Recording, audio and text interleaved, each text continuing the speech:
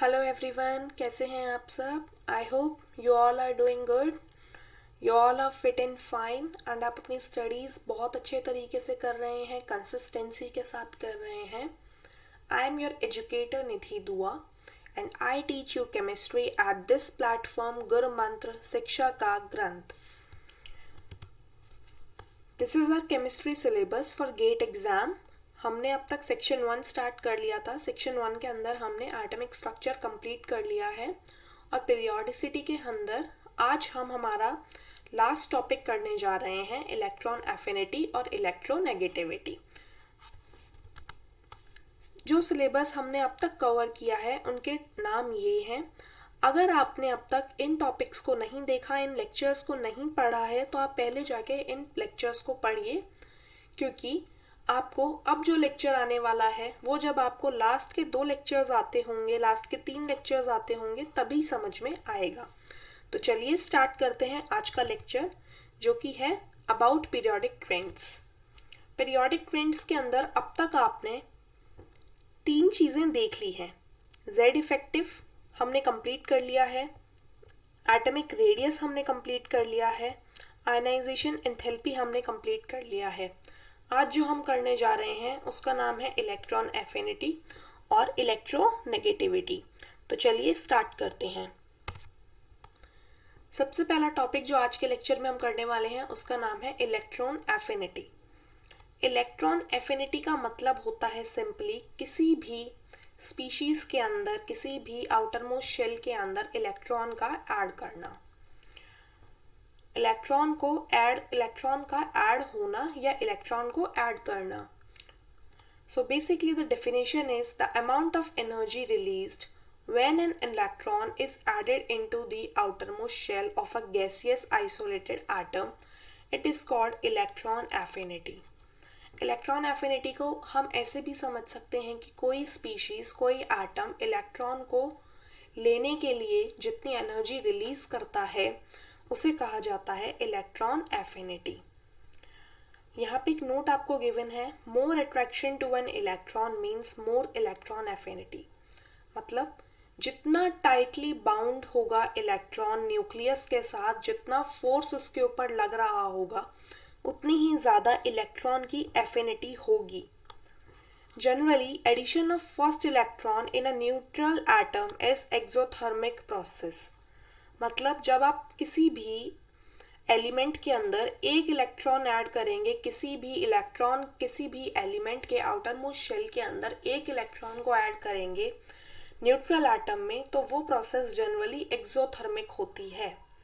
ये हमने पिछले लेक्चर के अंदर भी देखा था, लेकिन एक्सेप्शन आ जाता है आपके स्टेबल गैस कॉन्फ़िगरेशन के अंदर। वहाँ पे ज़रूरी नहीं है कि एक्सोथर्मिक ही हो प्रोसेस, वहाँ पे एंडोथर्मिक प्रोसेस भी हो सकती है। नाउ वो फैक्टर्स जो कि इलेक्ट्रॉन एफिनिटी को अफेक्ट करेंगे, उनमें सबसे पहला फैक्टर है जेड इफेक्टिव। आपको पता है जेड इफेक्टिव इम्पॉर्टेंट ट्रेंड है, जिसकी वजह से, जिसके ऊपर बाकी सारे पीरियोडिक ट्रेंड्स डिपेंड करते हैं। तो जेड इफेक्टिव अगर इंक्रीज होगा तो अट्रैक्शन इंक्रीज होगा, और अट्रैक्शन इंक्रीज होगा तो इलेक्ट्रॉन की एफिनिटी इंक्रीज होगी। क्योंकि आपको पता है, आपने इस पॉइंट के अंदर देखा था, जितना ज़्यादा अट्रैक्शन होगा इलेक्ट्रॉन के लिए उतनी ज़्यादा इलेक्ट्रॉन की एफिनिटी होगी। Second is size. Electron affinity inverse ratio show करती है, रिलेशनशिप शो करती है साइज के साथ, क्योंकि आपको पता है Z effective is inversely proportional to 1 upon size. Next is electronic configuration.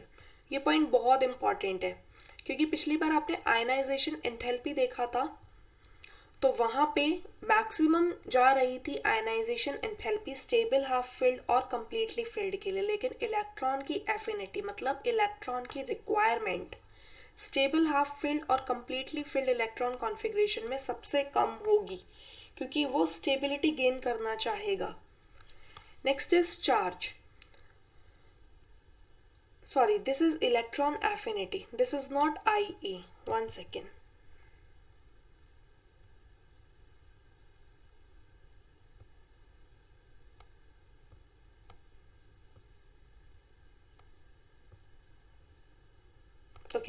So basically electron affinity depends upon positive charge upon negative charge, means if positive charge increases electron affinity increases, if negative charge increases electronegativity decreases. ये important चीज़ है कि ये formula भी applicable है iso electronic species के लिए, मतलब जिन species के पास इलेक्ट्रॉन का नंबर सेम होगा उनके लिए ये चीज़ यहाँ पे एप्लीकेबल है. Next is variation in periodic table. सबसे पहला वेरिएशन आता है ग्रुप के अंदर. जैसे ही आप टॉप से बॉटम ग्रुप के अंदर मूव करेंगे, साइज इंक्रीज होगा तो इलेक्ट्रॉन की एफिनिटी डिक्रीज हो जाएगी, क्योंकि आपको पता है electron affinity is inversely proportional to size. Next is second period elements के अंदर ग्रुप 15, 16 और 17 के पास कम इलेक्ट्रॉन एफिनिटी होगी as compare to third period elements of group 15, 16 and 17. आपको यहाँ पे इस पॉइंट को समझने के लिए पीरियोडिक टेबल अच्छे से लर्न होनी चाहिए. जब आप देखेंगे कि सेकेंड ग्रुप के अंदर जो ग्रुप 15, 16 और 17 के एलिमेंट हैं उनकी इलेक्ट्रॉन की एफिनिटी, मतलब उनको इलेक्ट्रॉन को एक्सेप्ट करने की पावर या उनकी इलेक्ट्रॉन को एक्सेप्ट करने की एनर्जी कम होती है थर्ड पीरियड एलिमेंट्स के सेम ही ग्रुप के.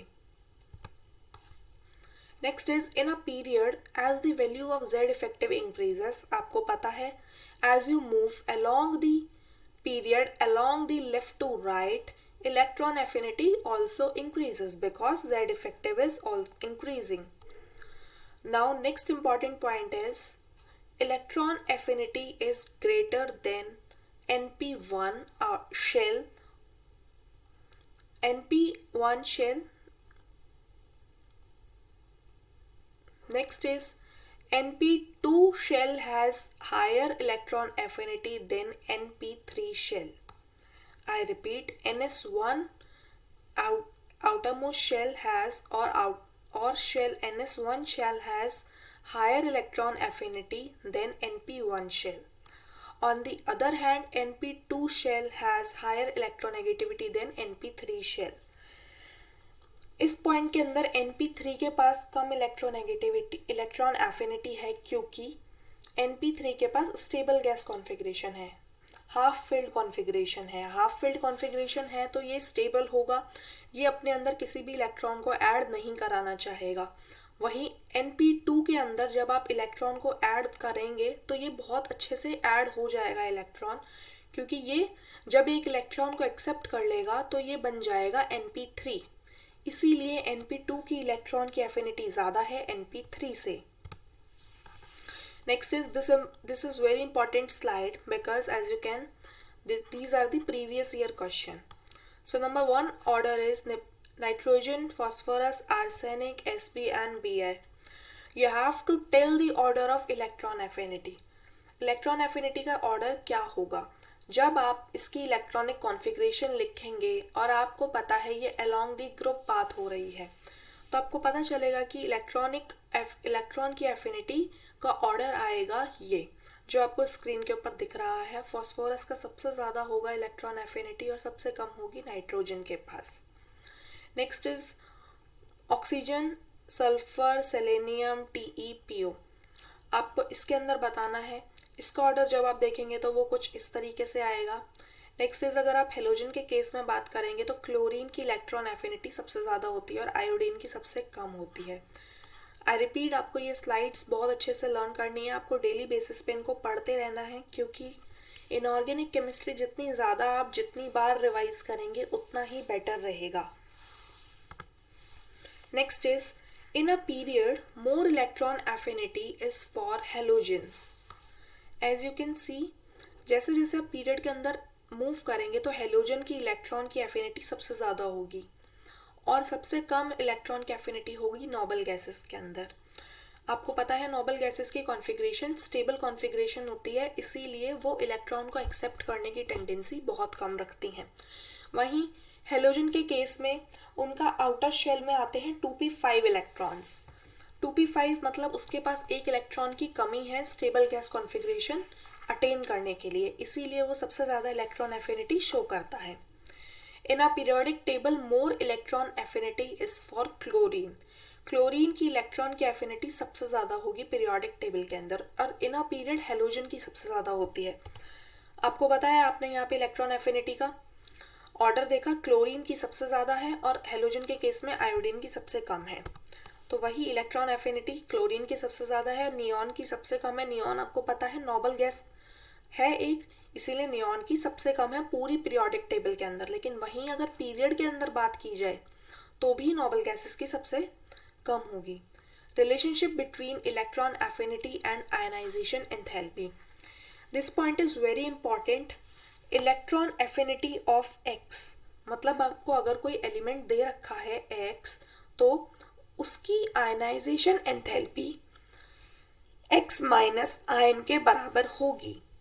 आई रिपीट, अगर आपसे कोई पूछता है रिलेशनशिप क्या है इलेक्ट्रॉन एफिनिटी और आयनाइजेशन एंथैल्पी का, तब सिंपली बोलेंगे अगर कोई एलिमेंट आपको गिवन है तो उसकी इलेक्ट्रॉन एफिनिटी इक्वल होगी आयनाइजेशन एंथैल्पी के उसके कॉन्जिक्यूटिव एनायन के बराबर। So this is very important.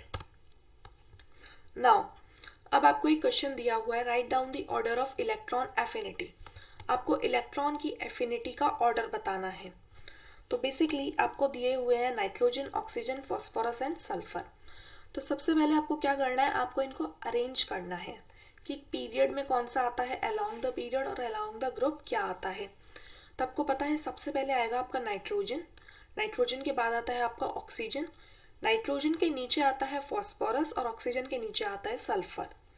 अब आपको पता है इलेक्ट्रॉन एफिनिटी का order, electron affinity along the period increase होती है। यहाँ से लेके नाइट्रोजन से लेके ऑक्सीजन तक इलेक्ट्रॉन एफिनिटी इंक्रीज होगी, इसीलिए हमने ऑक्सीजन के आगे ग्रेटर का साइन लगा दिया कि इलेक्ट्रॉन एफिनिटी नाइट्रोजन से ज़्यादा ऑक्सीजन की है। ऐसे ही हम नीचे आए, हमने नीचे देखा फॉस्फोरस से ज़्यादा सल्फर की होगी क्योंकि जेड इफेक्टिव इंक्रीज हो रहा है अलोंग द पीरियड और इलेक्ट्रॉन एफिनिटी डायरेक्टली प्रोपोर्शनल होती है जेड इफेक्टिव के।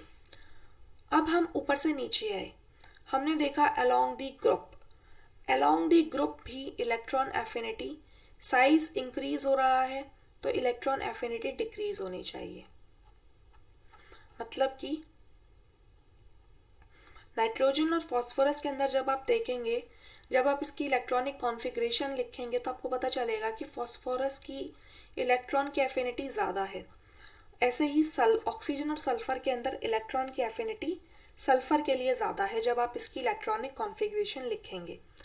फिर हमने इनको कंपेयर किया, इन सिंबल्स को कंपेयर किया, तो हमें पता चला कि किसकी सबसे ज़्यादा है और किसकी सबसे कम है। तो अब आपको दिख रहा है ऑक्सीजन से कम है नाइट्रोजन की, नाइट्रोजन और फॉस्फोरस में भी कम है नाइट्रोजन की, क्योंकि ये देखिए ये वाला सिंबल और ये वाला सिंबल दोनों सिंबल शो कर रहे हैं कि नाइट्रोजन की इलेक्ट्रॉन की एफिनिटी सबसे कम है। तो हमने लिख दिया नाइट्रोजन की इलेक्ट्रॉन की एफिनिटी सबसे कम है। अब आपको दिख रहा है सल्फर के आगे दोनों ही ग्रेटर साइन है, ये ऑक्सीजन से भी ज़्यादा है, ये फॉस्फोरस से भी ज़्यादा है, इसलिए सबसे ज़्यादा है सल्फर की।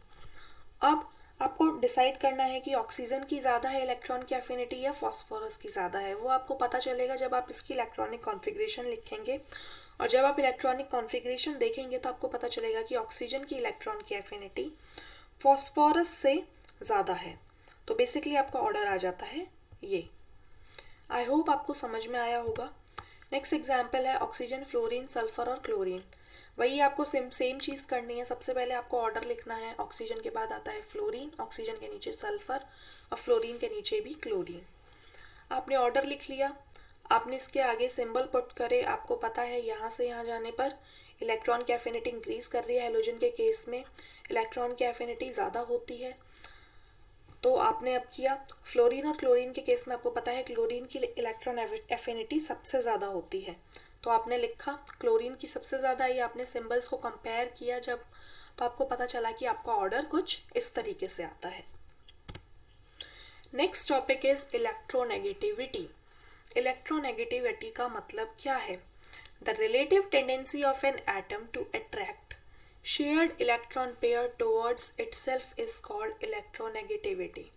कि किसी एटम की टेंडेंसी कितनी है अट्रैक्ट करने की किसी इलेक्ट्रॉन पेयर को खुद की तरफ, उसे कहा जाता है इलेक्ट्रोनेगेटिविटी। मतलब कोई एटम किन्हीं इलेक्ट्रॉन्स को किस एनर्जी से अट्रैक्ट कर रहा है खुद की तरफ, कितने फोर्स से बाउंड करके रख रहा है। और electronegativity refers to the ability of an atom to attract shared electron in a covalent bond. बहुत इंपॉर्टेंट बात है। बेसिकली इलेक्ट्रोनेगेटिविटी की बात होती है, ज़्यादातर होती है generally in case of covalent bond. जितनी ज़्यादा वैल्यू होगी इलेक्ट्रोनेगेटिविटी की, उतना ही ज़्यादा एलिमेंट अट्रैक्ट करेगा शेयर्ड पेयर ऑफ इलेक्ट्रॉन्स को, क्योंकि आपको पता है कोवेलेंट बॉन्ड बनते हैं by the sharing of an electron. Next is fluorine is the most electronegative element while francium a radioactive element is the least electronegative element। ये आपको याद रखना है कि फ्लोरीन मोस्ट इलेक्ट्रोनेगेटिव एलिमेंट है जबकि फ्रेंशियम लीस्ट इलेक्ट्रोनेगेटिव एलिमेंट है। Next note is electronegativity does not depend on the stable configuration. Electronegativity depend नहीं करती स्टेबल कॉन्फ़िगरेशन के ऊपर, ये सिर्फ डिपेंड करती है कि किसी एटम ने किसी मॉलिक्यूल के अंदर कितने फोर्स के साथ इलेक्ट्रॉन को बाउंड कर रखा है। Next is factors affecting electronegativity. तो सबसे पहला फैक्टर है size.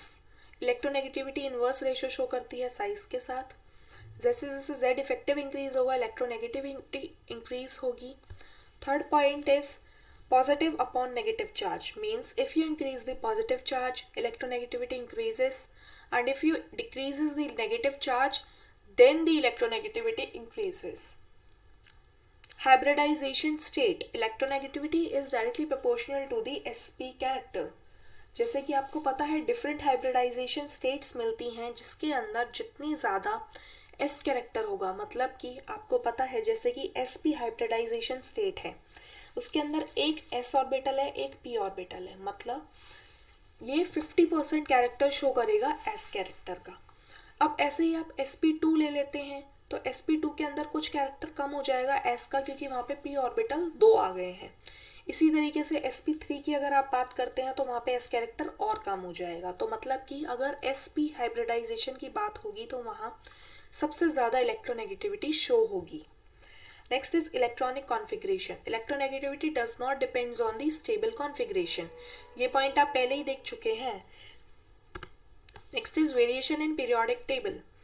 In a period, as the value of Z effective increases, जैसे जैसे आप पीरियड के along मूव करेंगे, Z effective की वैल्यू जैसे ही इंक्रीज होगी इलेक्ट्रोनेगेटिविटी भी इंक्रीज होगी। और इन ग्रुप जैसे ही साइज इंक्रीज होगा तो इलेक्ट्रोनेगेटिविटी डिक्रीज होगी। On moving down the group in D block element, mostly properties depend on the Z effective। मतलब जब भी आपको कोई क्वेश्चन गिवन होगा D block के अकॉर्डिंग, D block एलिमेंट्स का अगर आपको कोई सीरीज गिवन है तो आप वहाँ पे साइज को नहीं देखेंगे along the group, आप देखेंगे वहाँ पे Z effective फैक्टर को कि Z effective फैक्टर इंक्रीज हो रहा है या फिर डिक्रीज हो रहा है। आपको यहाँ पे एग्जाम्पल भी दिख रहा है। CU, AG एंड AU के केस में AU का इलेक्ट्रोनेगेटिविटी सबसे ज़्यादा होगा और यहाँ पे सेकेंड सीरीज के अंदर मरकरी का इलेक्ट्रोनेगेटिविटी सबसे ज़्यादा होगी। Next is application of electronegativity. Basically electronegativity directly proportional होती है non metallic character upon metallic character. मतलब जैसे ही इलेक्ट्रोनेगेटिविटी इंक्रीज होगी तो नॉन मेटालिक कैरेक्टर इंक्रीज होगा, और अगर इलेक्ट्रोनेगेटिविटी इंक्रीज होती है तो मेटालिक कैरेक्टर डिक्रीज होता है, क्योंकि ये डायरेक्टली प्रोपोर्शनल और ये इनवर्सली प्रोपोर्शनल है इलेक्ट्रोनेगेटिविटी के। Next, these two points are most important because bond energy is directly proportional to the difference between electronegativity. As you know, electronegativity ज़्यादातर कोवेलेंट केसेस के अंदर देखी जाती है, कोवेलेंट एटम्स कोवेलेंट बॉन्ड के अंदर देखी जाती है। कोवेलेंट बॉन्ड इलेक्ट्रॉन पेयर को शेयर करके बनता है, मतलब वहाँ पे दो एटम्स अपने अपने इलेक्ट्रॉन को शेयर करेंगे। तो बेसिकली अगर हमें बॉन्ड एनर्जी निकालनी है तो उन दोनों एटम्स के बीच के डिफरेंस को निकालना होगा इलेक्ट्रोनेगेटिविटी के। जिस भी पर्टिकुलर एलिमेंट की, जिस भी पर्टिकुलर मॉलिक्यूल की डिफरेंस इलेक्ट्रोनेगेटिविटी का ज़्यादा आएगा उनकी बॉन्ड एनर्जी भी ज़्यादा आएगी, as bond energy is directly proportional to difference between electronegativity. Next is bond length. Bond length inverse ratio show करती है, इन्वर्स रिलेशनशिप शो करती है इलेक्ट्रोनेगेटिविटी के। मतलब जैसे ही आप इलेक्ट्रोनेगेटिविटी का डिफरेंस कैलकुलेट करेंगे, अगर वो किसी पर्टिकुलर मॉलिक्यूल के लिए ज़्यादा आता है तो उसकी बॉन्ड लेंथ कम होगी। I hope you all guys are now cleared about all the trends in periodic table. सबसे पहले हमने Z इफेक्टिव देखा था, फिर हमने एटॉमिक साइज देखा, उसके बाद हमने आयनाइजेशन एंथैल्पी देखा, फिर हमने इलेक्ट्रॉन एफिनिटी देखा और लास्ट में हमने इलेक्ट्रोनेगेटिविटी देखा। ये पांचों ट्रेंड्स बहुत इंपॉर्टेंट है पूरी पीरियोडिक टेबल को अच्छे से समझने के लिए।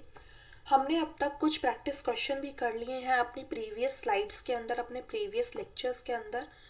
अब हम कल जो हमारा लेक्चर होने वाला है, हमारा जो नेक्स्ट लेक्चर होगा, उसके अंदर इलेक्ट्रॉन एफिनिटी और इलेक्ट्रोनेगेटिविटी से रिलेटेड कुछ क्वेश्चंस देखेंगे और उसके अलावा हम एक फॉर्मूला चार्ट देखेंगे, एक स्लाइड देखेंगे जिसके अंदर पांचों ट्रेंड्स, जो भी ट्रेंड्स हमने अब तक पढ़े हैं उनके बारे में सब कुछ एक जगह मेंशन होगा। नाउ इन केस अगर आप हमारे YouTube चैनल गुर मंत्र पे नए हैं तो आप प्लीज़ इसे लाइक, शेयर और सब्सक्राइब ज़रूर कीजिए। You can also join our Telegram channel for more new updates related to your exam, and you can also get notes there. You can also join our Facebook page Gur Mantra Siksha Ka Granth, and for further queries you can mail us on tanejanehaofficial@gmail.com, or you can contact us on the given number. Thank you very much guys. I